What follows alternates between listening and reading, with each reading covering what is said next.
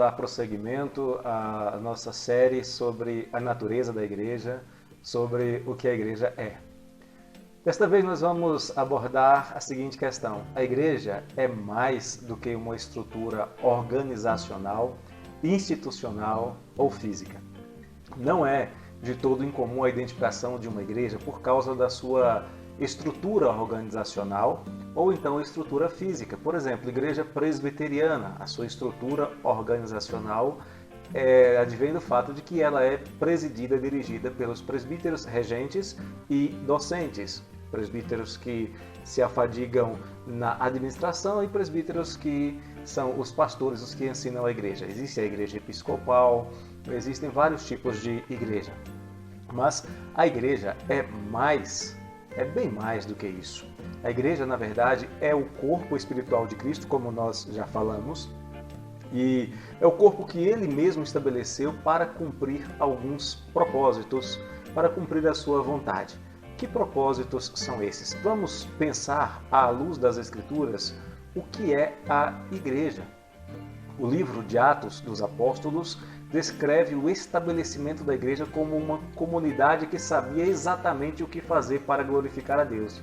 E melhor do que isso, ela não apenas sabia, mas fez o que devia fazer para glorificar ao seu Senhor, mesmo em meio a todo tipo de dificuldade, dificuldade interna, dificuldade externa, perseguição, enfim, a igreja enfrentava vários tipos de dificuldade e ainda assim ela conseguia cumprir o propósito para o qual o Senhor a estabeleceu. Pegue a sua Bíblia, vamos ler Atos capítulo 2, versos 42 até o verso de número 47. Você vai perceber uma característica desta igreja que impacta todo o seu modo de ser. Vejamos, a palavra diz assim: e uniram-se aos outros crentes na frequência regular às reuniões do ensino dos apóstolos, de comunhão e nas reuniões de oração. Em todos eles havia um profundo respeito. E os apóstolos faziam muitos milagres. Todos os crentes se reuniam constantemente e repartiam tudo uns com os outros, vendendo as suas propriedades e dividindo com os que tinham necessidade. Regularmente eles adoravam juntos no templo todos os dias, reuniam-se em grupos pequenos nas casas para comunhão e participavam das suas refeições com grande alegria e gratidão, louvando a Deus.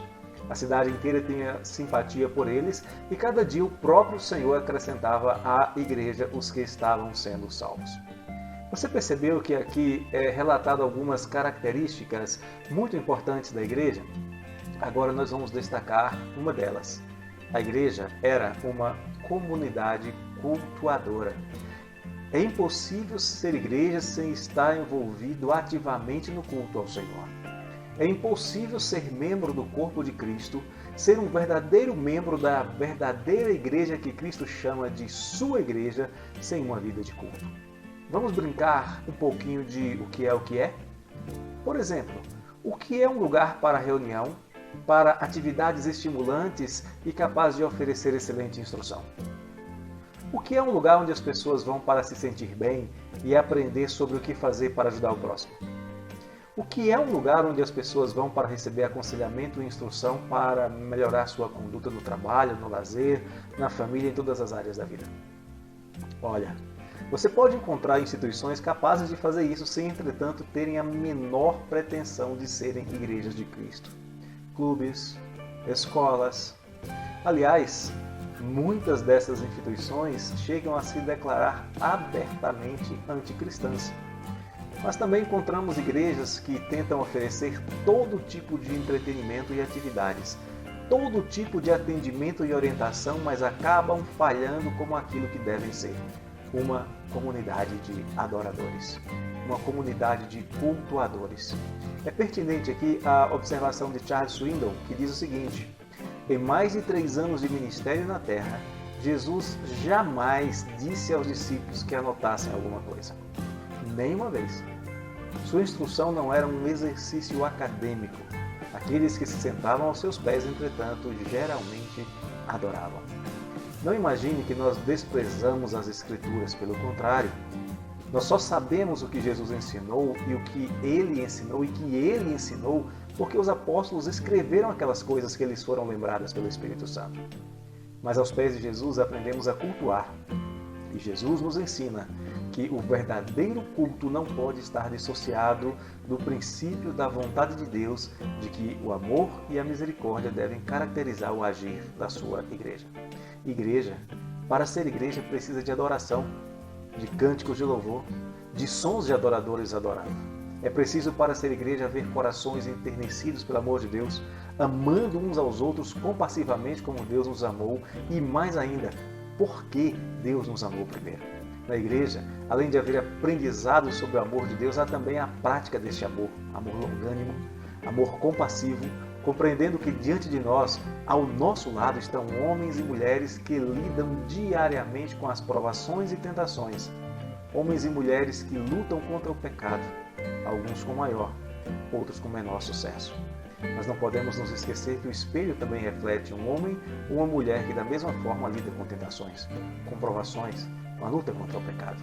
É por isso que o amor na igreja deve ser exercitado de maneira misericordiosa, como nós aprendemos com o Senhor Jesus quando ele lidou, por exemplo, com o problema da mulher samaritana. É preciso para ser igreja haver corações adoradores, independente das circunstâncias. Por exemplo, Paulo e Silas, em certo momento, foram encarcerados e chicoteados, colocados numa situação que não lhes oferecia boas perspectivas. Observe que eles de fato não tinham tido o melhor dos dias. Também não tinham tido a melhor das companhias, muito menos o melhor dos tratamentos, e nem estavam no mais aconchegante dos hotéis daquela cidade. Mas eles tinham algo que a igreja do Senhor Jesus tem, algo que a igreja não pode perder. Eles tinham um coração adorador, um coração cultuador, e adoraram a Deus ali, naquele lugar terrível de maus tratos. Adoraram a Deus no cárcere, oravam e louvavam a Deus na prisão. E no fim, Deus foi grandemente louvado, inclusive com festa no céu, com a conversão de um pecador. E eventualmente de toda a sua casa, porque ele levou o evangelista para ensinar aos seus. Não foi uma conversão automática, ele se converteu e a família também. Ele se converteu e leva Paulo para pregar aos seus. Meu chamado é para você, que é a igreja, que faz parte da igreja de Cristo, que ama sinceramente ao Senhor Jesus Cristo, é para que você não se deixe impressionar por quaisquer aspectos externos, quaisquer aspectos temporais ou organizacionais ou estruturais ou culturais. Que você se lembre do propósito da sua existência como indivíduo e como igreja do Senhor, lado a lado com outros, como num exército onde todos os soldados possuem feridas e cicatrizes, onde todos possuem deveres de cuidar uns dos outros, ajudando-se mutuamente em suas fraquezas, para que ao levarmos as cargas uns dos outros, nós cumpramos a lei de Cristo. Levemos as marcas de Cristo, cuidando uns dos outros com amor. Cuidemos dos que nos chegam, enviados pelo Senhor para que cuidemos uns dos outros. Isto é ser igreja. Uma igreja que adora a Deus enquanto demonstra o seu amor. Mas a igreja, só a igreja, se for uma comunidade adoradora. Se adorarem ao Senhor em espírito e em verdade. Um abraço do coração do pastor.